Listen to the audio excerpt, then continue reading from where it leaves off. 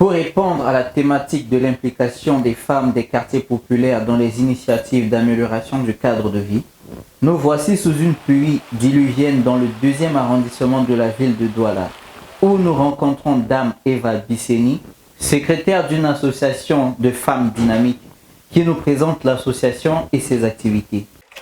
En fait, nous sommes une association d'une vingtaine de femmes. L'association s'appelle l'AIMOUT, comme elles peuvent. On est également une association comme toutes les autres. Il y a la tontine, il y a les aides également.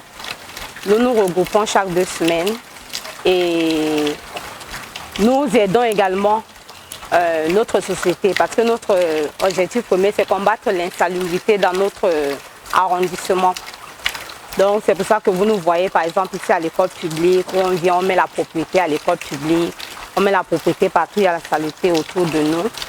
Et nous avons la chance que nous sommes rattachés à la mairie parce que quand la mairie avait lancé le concours des associations féminines pour aider les associations justement à faire ce travail-là, nous on s'est inscrit à la mairie. Donc nous sommes à la mairie depuis plus de 6 ans. Et la mairie nous donne également le matériel. Ils nous accompagnent parfois sur le terrain. Et en même temps, on a une activité génératrice de revenus. Nous avons les locations de couverts qui nous aident à toutes les femmes. En plus du travail que chacune fait au quotidien. Quand nous nous réunissons, nous planifions ensemble comment est-ce qu'on va mener. Puisque en général, le jeudi, par exemple, c'est une journée que nous utilisons pour combattre l'insalubrité, mettre la propreté dans le quartier. Soit on vient à l'école publique, soit on va balayer les rues, soit on va dans un carrefour où c'est sale, ou un drain, où on exhorte également la population à nous aider dans ce travail-là. Et aussi,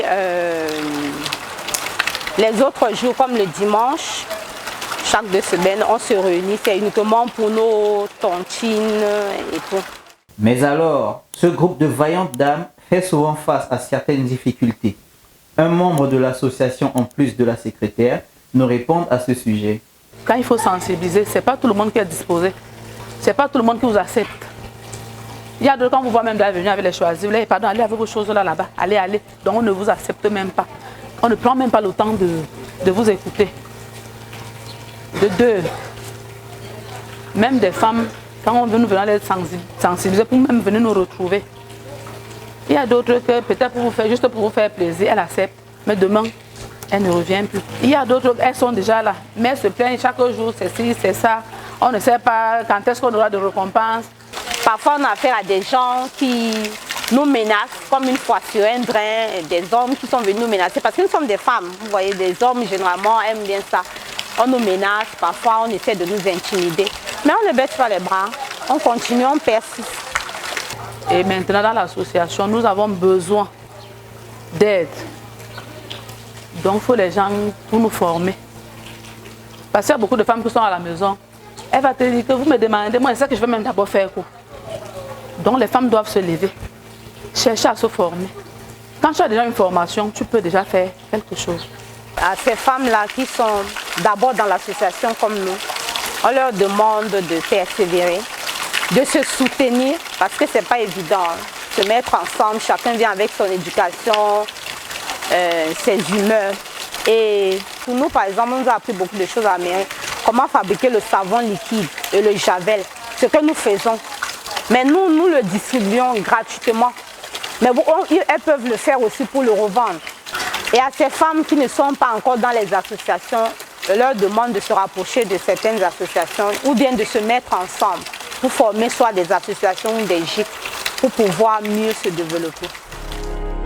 Ils sont souvent représentés par la pauvreté, l'incivisme et l'insécurité.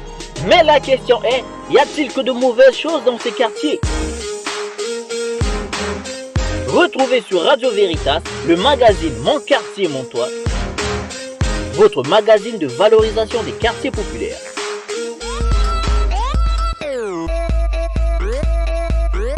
Mon Quartier, Mon Toit, les quartiers populaires vus autrement.